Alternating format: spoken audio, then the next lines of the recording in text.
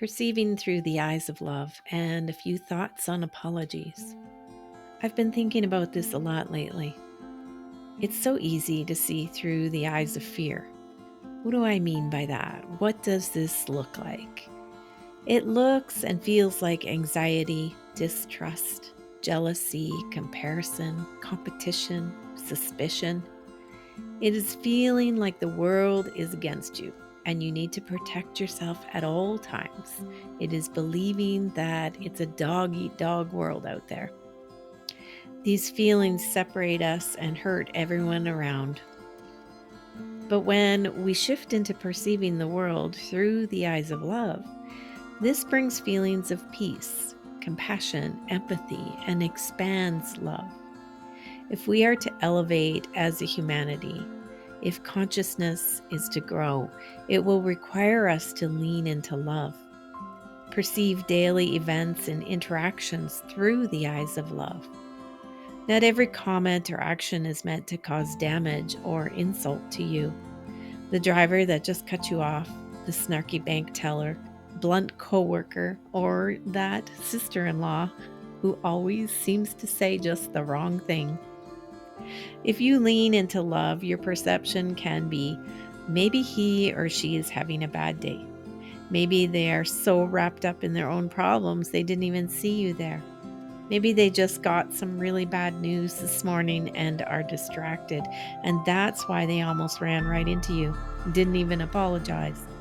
Or maybe she's so filled with tension that she just cannot stretch or be flexible anymore. Maybe they didn't mean it the way you heard it. And to put this in an energetic perspective, when we can shift into love, this allows the situation or comment to just roll off your energy field. You don't think about it again all day or ever.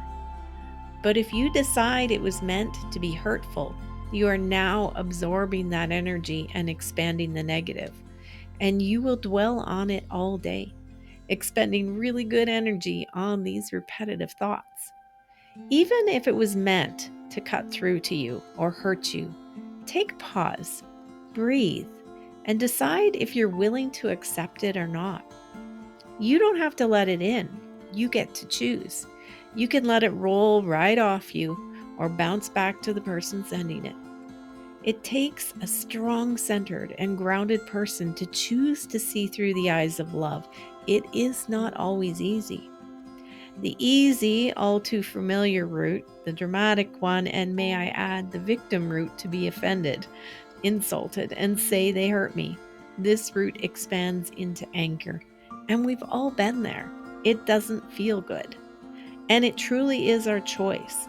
Are you strong enough to stand in your center? And when needed, kindly, tactfully express yourself, strengthening your boundaries?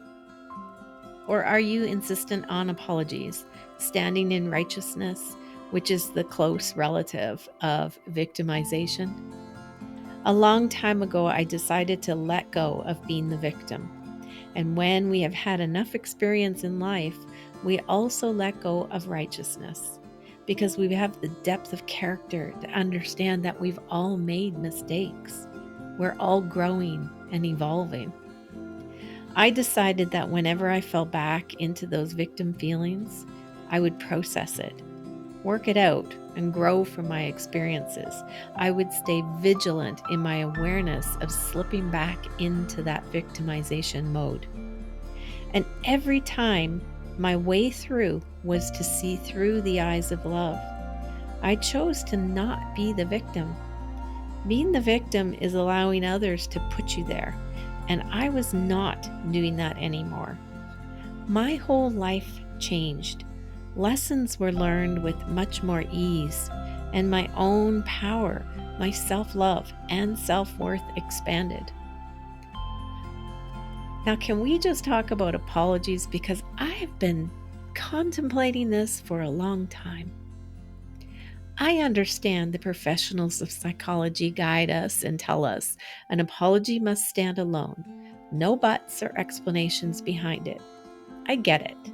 And if I have gotten angry and purposefully said hurtful things, or done things that hurt you, then yes, I owe you an apology without any strings attached.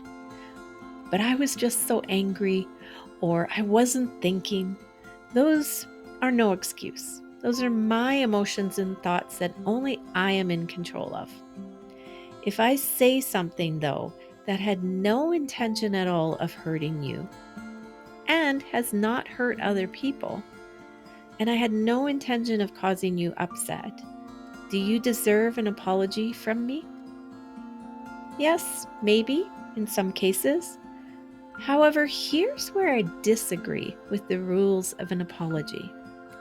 When I say, I'm so sorry, or I apologize that my words offended you, I get to explain where I'm coming from. To me, this is me reaching out to you to bridge the gap between us. How can we possibly learn more about each other if we don't bridge the gaps? If I don't reach out my hand to try and let you see who I am, or if you won't bother to see through my eyes, then we will never bridge the gaps between us. Of course, you can then choose to see through the eyes of love or to stay in fear or suspicion. But to stay there causes you far more pain and harm than it does for me. We need to build bridges with each other. We need to ease the suspicions, the fears, and this highly rampant victimization mentality in our world.